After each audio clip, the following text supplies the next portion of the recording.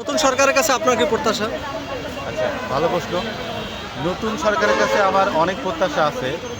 তো আমরা যেহেতু তরুণ, জেনজি বলা হয় আমাদেরকে, জেনজি প্রজন্ম। তো আমাদের অনেক প্রত্যাশা আছে। এর জন্যে আমরা কিন্তু ভোট দিয়েছি এবার। আর এবার ভোটও খুব সুষ্ঠু হয়েছে। সারা বাংলাদেশে খুব ভালোভাবে ভোট সম্পন্ন হয়েছে। তো আমাদের এটা যেহেতু ঢাকা 19 আসন, তো 19 আসনের হিসেবে আমার কিছু প্রত্যাশা আছে। দু একটা যদি বলি, প্রথম হলো দুর্নীতি দমন। এই 19 আসনে প্রচুর দুর্নীতি, বেশি করে চাঁদাবাজি, টেন্ডারবাজি, বিভিন্ন রকম দুর্নীতি। রাস্তাঘাট ভাঙচুর, রাস্তাঘাটের খুব বাজে অবস্থা, রাস্তাঘাটে কোনো সংস্কার করা হয় না। যেই ক্ষমতায় আসুক, এই রাস্তাঘাট ঠিক করে না। রাস্তাঘাট ঠিক করে না, প্লাস এই যে আমাদের 19 আসনের যে আবাসন প্রকল্পগুলো, যে যেভাবে পারে বিল্ডিং বানায়, কোনো পরিকল্পনা নাই, কিচ্ছু নাই, সুষ্ঠু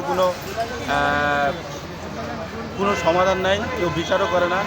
এই বিষয়গুলো আমাদের কাছে খুবই খারাপ লাগে। আরেকটা যেটা সমস্যা, সেটা হলো এই 19 আসনে কিছু পাতি নেতারা ঘুরে। এই পাতি নেতাদের কারণে এই সমস্যা নষ্ট হয়ে যাচ্ছে। তারা এই যে জেনজি প্রজন্মের কাছে সিগারেট বিতরণ করে, এই জেনজি প্রজন্মকে মাদকে আসক্ত করায়। এই জিনিসটা খুব খারাপ লাগে আমাদের কাছে। তো আমি একজন নাগরিক হিসাবে এই জিনিসগুলো যদি ফোকাস করে নতুন সরকার, তাহলে আমি নিজেকে ধন্য মনে করব। আর যদি এই জিনিসগুলো নিজেদের এই রাজনীতির মধ্যে এই চাঁদাবাজি যদি দূর না করতে পারে, তাহলে এই যে সরকার যে গঠন করলাম, এটা আবার মূল্যহীন হয়ে যাবে। এরপর আরেকটা আছে দ্রব্যমূল্য নিয়ন্ত্রণ।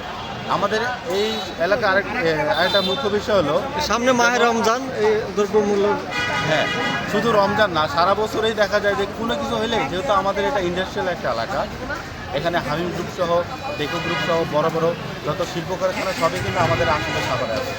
তো এখানে যেটা দেখা যায়, আপনার সব কিন্তু খেটে খাওয়া মানুষ, গার্মেন্টসের শ্রমিক মানুষ, তাদের রক্তকে তাদের রক্তে ঘাম মিশাই এই কঠোর পরিশ্রমে কিন্তু তারা টাকা ইনকাম করে।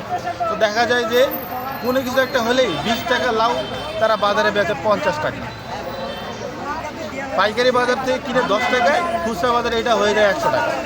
তো এগুলো তো তারা বলতে পারে না, যেহেতু তারা গার্মেন্টস শ্রমিককে দেখা যায় যে আপনার 50% মানুষ এগুলো নিরক্ষর।